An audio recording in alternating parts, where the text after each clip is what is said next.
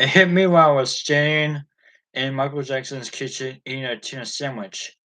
I'll never forget the moment, which was as strange and surreal as one might imagine. It had been a week and 1 day since his sudden death on June 25th, 2009. I had spent practically every moment doing television interviews and reporting the terrible story for CBS News, the television network for which I had covered Michael for Jackson's trial 4 years earlier. However, this time it was different. The king of pop was gone. He was dead.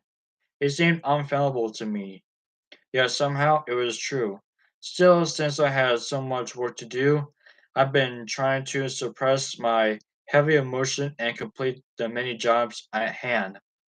I found myself standing in Neverland's exquisite gourmet kitchen with its steel appliances and fine antique wood finishings because I was asked to conduct a tour of the famous estate for a CBS TV broadcast.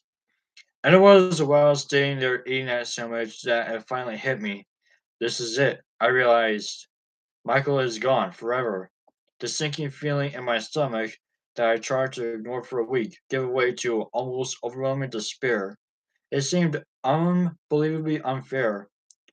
I looked out from the kitchen toward the expansive outdoor patio, the Mandarin brook, the enormous trees, and of course, the figurines of little children playing, and I tried to conjure up the laughter and music that once filled this cavernous space, the happy times. Neverland Ranch is one of Michael Jackson's greatest creations, the result of his imagination gone wild. He loved it here, and no wonder, it's truly breathtaking in many ways. Michael really had it made. I thought to myself as I took a look around. He was so blessed to live here, his entire life. In fact, was one of unbelievably good fortune. So, how did it go so wrong for him?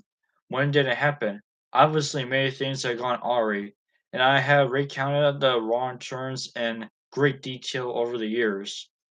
But was it about this place that seemed to bring all the chaos into focus for me? What was it? In his very kitchen, I decided that's where it went wrong. And over there in the breakfast nook, which is really about as large as most people's living rooms, it went wrong there too. I walked into the breakfast nook and stood in the center of the room and took a look around. It was completely empty, as was the rest of the house, but the memories remained.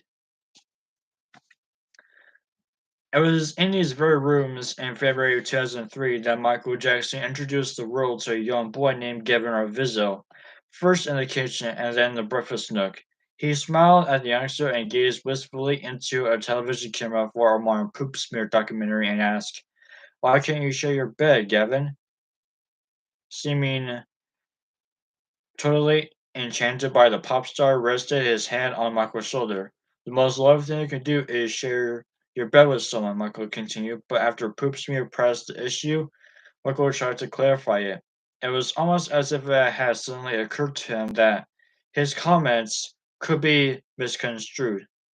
"Always give the beds to the company you know," he said, now sounding a lot like his mother Catherine, known to be the consummate hostess. He, Gavin, was going to sleep on the floor, and I said no. You sleep on the bed, and I'll sleep on the floor. When Poopsmear pressed it as to why Gavin couldn't sleep in one of the guest units, Marcus said, "Yes, but whenever kids come here, they always want to stay with me. They never want to stay in the guest units, and I've never invited them in my room. There you go. Can I stay with you tonight?" I say, if it's okay with your parents, yes, you can. As I walked into Michael's living room, I found myself staring at the fireplace and wondering, what if? What if he hadn't said those words on national television? What if he had more sense, especially after the allegations of 10 years earlier? But it was so bad, really. Yes, it was. I decided at the time, maybe now, looking back on it, now I always know and have been so and undated with nauseating testimony as a result of the subsequent trial. It seems almost inconsequential, but at the time, when those words came tumbling from Michael Jackson's mouth, yes, it was bad. It was defining, in fact. It was the one moment that, without exaggeration, completely ruined his life. After the show was broadcast on February 6, 2003, certain children's protection agencies raised questions, and one thing led to another before finally on September 20th, Jackson was charged and arrested. If Michael had simply not taped that one segment with Gavin, I wondered, would he eventually have gotten into trouble somewhere else down the line? Who knows? But as I walked back into the kitchen along with my thoughts, I felt so incredibly sad for him, for his family, for his friends, and for everyone whose life was affected by a single moment Michael probably viewed as totally insignificant as it unfolded.